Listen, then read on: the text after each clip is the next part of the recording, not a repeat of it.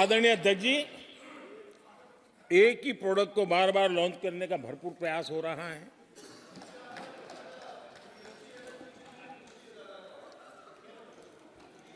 आदरणीय अध्यक्ष जी, कांग्रेस एक परिवार में उलझ गई है। देश के करोड़ों परिवार की आकांक्षाएं और उपलब्धियां वो देख पा ही नहीं रहे, देख सकते नहीं, अपने परिवार के बाहर देखने की तैयारी नहीं है। और कांग्रेस में एक कैंसिल कल्चर डेवलप हुआ है। कुछ भी है कैंसिल, कुछ भी है कैंसिल। एक ऐसे कैंसिल कल्चर में कांग्रेस फंस गई है। अगर हम कहते हैं मेक इन इंडिया तो कांग्रेस कहती है कैंसिल। हम कहते हैं आत्मनिर्भर भारत, कांग्रेस कहती है कैंसिल। हम कहते हैं वोकल फॉर लोकल, कांग्रेस कहती है कैंसिल। हम कहते हैं वंदे भारत ट्रेन, कांग्रेस कहती है कैंसिल। हम कहते हैं संसद की नई इमारत, कांग्रेस कहती है कैंसिल। यानी मैं हैरान हूं, ये कोई मोदी की उपलब्धियां नहीं है, देश की उपलब्धियां है।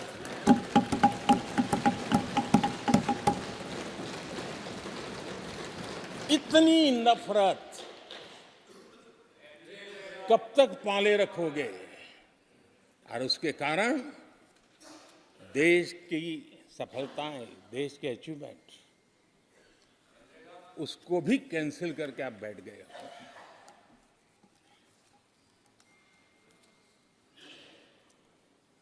आदरणीय अध्यक्ष जी, राष्ट्रपति जी ने विकसित भारत के रोड मैप पर चर्चा करते हुए आर्थिक पहलुओं पर विस्तार से चर्चा की। अर्थव्यवस्था के मूलभूत जो आधार है उसके की बारीकी से चर्चा की और भारत की मजबूत अर्थव्यवस्था को आज पूरी दुनिया सराह रही है, पूरी दुनिया उससे प्रभावित है। और जब विश्व संकट से गुजर रहा है तब तो उनको और ज्यादा अच्छा लगता है। G20 समिट के अंदर सारे देश ने देखा है कि पूरा विश्व भारत के लिए क्या सोचता है, क्या कहता है, क्या आशा करता है।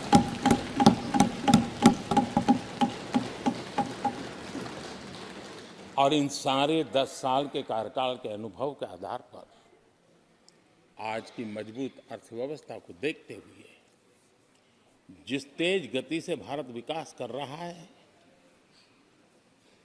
उसकी बारीकियों को जानते हुए मैं विश्वास से कहता हूं, और इसीलिए मैंने कहा है कि हमारे तीसरे टर्म में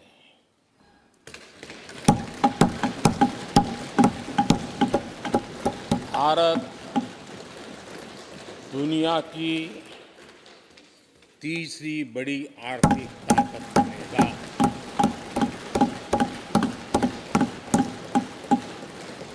और ये मोदी की गारंटी है।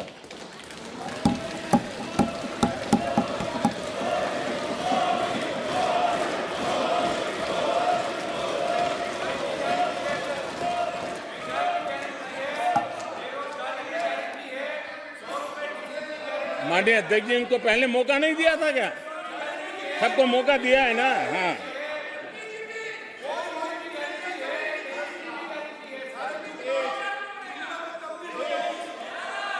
आदरणीय अध्यक्ष जी, जब हम दुनिया की तीसरी बड़ी आर्थिक शक्ति बनकर के उभरेंगे कहते हैं, तो हमारे विपक्ष में बैठे कुछ साथी कैसा कुतर्क देते हैं। वो कहते हैं इसमें क्या है, ये तो अपने आप हो जाएगा। क्या कमाल है आप लोगों की। मोदी का क्या है, ये तो अपने आप हो जाएगी। मैं जरा सरकार की भूमिका क्या होती है इस सदन के माध्यम से देश को और विशेष करके देश के युवा मन को बताना चाहता हूं, देश की युवा शक्तियों को बताना चाहता हूं कि होता कैसे है और सरकार की भूमिका क्या होती है। आदरणीय अध्यक्ष जी, 10 साल पहले 2014 में फरवरी महीने में जो इंटरिम बजट आया था, उस समय कौन लोग बैठे थे आपको तो मालूम ही है, देश को ही मालूम है। जो 10 साल पहले इंटरिम बजट आया था, उसे पेश करते समय उस समय के वित्त मंत्री ने जो कहा था, मैं उसको कोट कर रहा हूं, और एक एक शब्द बड़ा मूल्यवान है जी। जब आप लोग कहते हैं ना कि तो अपने आप तीसरे नंबर पर जा ही जाएगा, ऐसा कहते हैं, उनको जरा समझना चाहिए। ये उन्होंने क्या कहा था? I now wish to look forward and outline a vision for the future. Vision for the future. पूरे ब्रह्मांड के सबसे बड़े अर्थशास्त्री बोल रहे थे। I now wish to look forward and outline a vision for the future. आगे कहते हैं, I wonder how many have noted the fact that India's economy, in terms of the size of its GDP, is the 11th largest in the world. यानी 2014 में 11 number पहुंचने पर क्या गौरवगान होता था। आज 5 पर पहुंच गए और आपको क्या हो गया? क्या हो गया? आदरणीय अध्यक्ष जी, आदरणीय अध्यक्ष जी, आदरणीय अध्यक्ष जी, आदरणीय अध्यक्ष जी, आदरणीय अध्यक्ष जी, आदरणीय अध्यक्ष जी, मैं आगे पढ़ रहा हूं। गोगोई जी, थैंक यू, आपने अच्छा कहा। मैं आगे पढ़ रहा हूं, ध्यान से सुनिए साथियों, ध्यान से सुनिए। उन्होंने कहा था is the 11th largest in the world. बड़ा गौरव का बात था। There are great things in the store. आगे वो कह रहे हैं, there are great things in store. फिर आगे कहते हैं, there is a well-argued view that in the next 3 decades,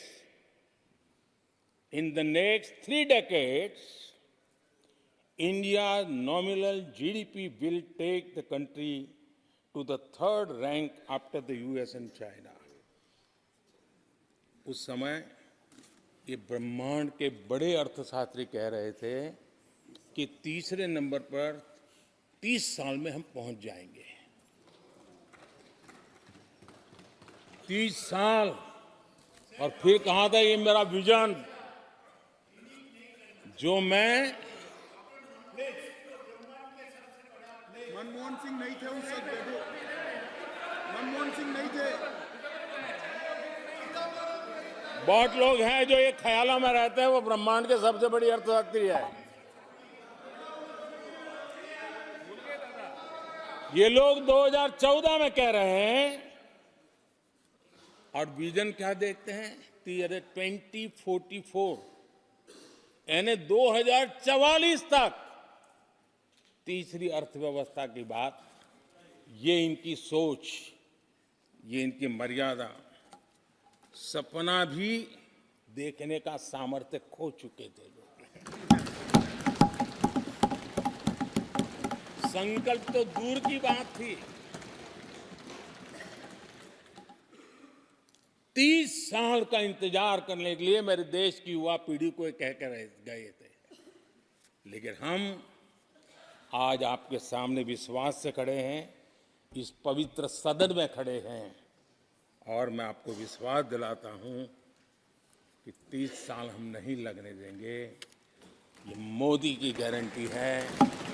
मेरे तीसरे कार्यकाल में देश दुनिया की तीसरी आर्थिक शक्ति बन जाए।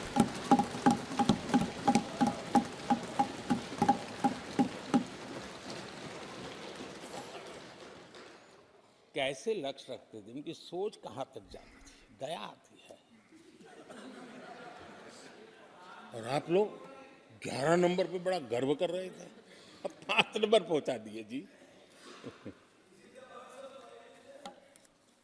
लेकिन अगर 11 पर पहुंचने से आपको खुशी होती थी तो 5 नंबर पहुंचने पर भी खुशी होनी चाहिए। देश 5 नंबर पे पहुंचा, आपको खुशी होनी चाहिए।